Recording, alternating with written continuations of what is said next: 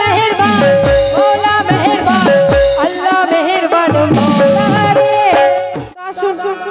এক নবীজির আছে কি বলছিল লক্ষ্য রাখবে, কে হৃদয় আমার কাঁদে শুধু আরে যাব সোনার মদিনায়, আরে জীবন খানি সুপে দেব আমার প্রিয় নবীর পায়। এক নবীজির আছে বলছে কি বলছে, হৃদয় আমার কাঁদে শুধু যাব সোনার মদিনায়, আর এই জীবন খানি সুপে দেব আমার প্রিয় নবীর পায়।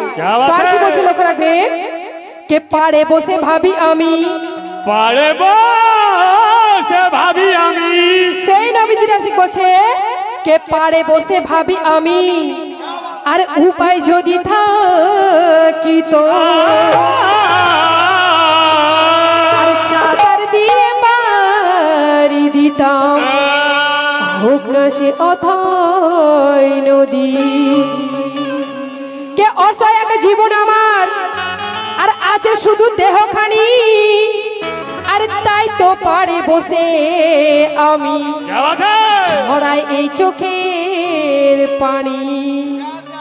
সেই নবীজির আশিক এক সাগর কিনারে বসে এইসব ভাবছে, যদি মদিনায় যেতে পারতো তাহলে মনের স্বাদটা মিটে যেত। তারপরে কি হচ্ছে লক্ষ্য রাখবেন, কে হঠাৎ দেখি আকাশ ঘিরে চারিদিকে বজরের আলো,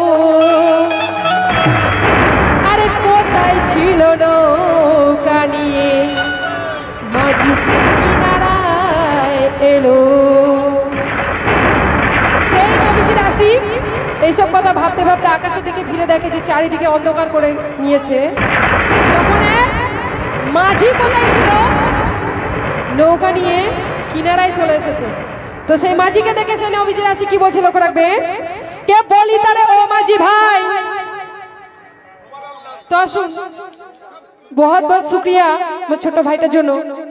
তো সেই নবীজির আশিক বলছে সেই মাঝিকে, কে বলি তারে ও মাঝি ভাই, আরে চলো তুমি ও পারে, আরে পৌঁছে আমার দিয়ে এসো আমার পাক নবীর দরবারে।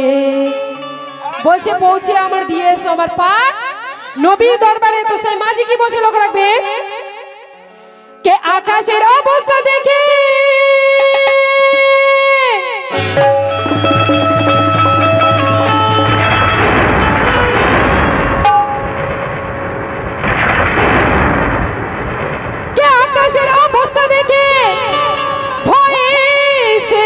যেতে চায়, আর হামিদুল সে বলে তখন, আরে শুনে যার মাঝি ভাই। আকাশের অবস্থা দেখে সে যেতে রাজি হয়নি। তারপরে সে লেখক হামিদুল বলছে, শুনে যারে মাঝি ভাই কি বলছে লক্ষ্য রাখবেন, কে ওরে মন পাগল বলি রে শোন, মিছে অকারণ চিন্তা তো।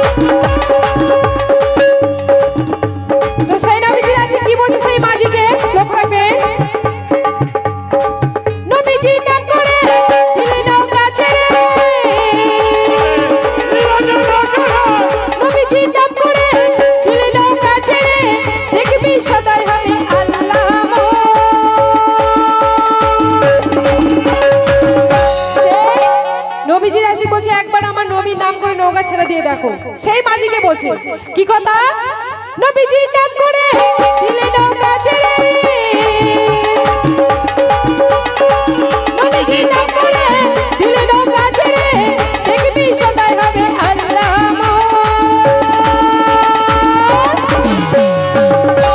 আসি কি বলছে, আল্লাহ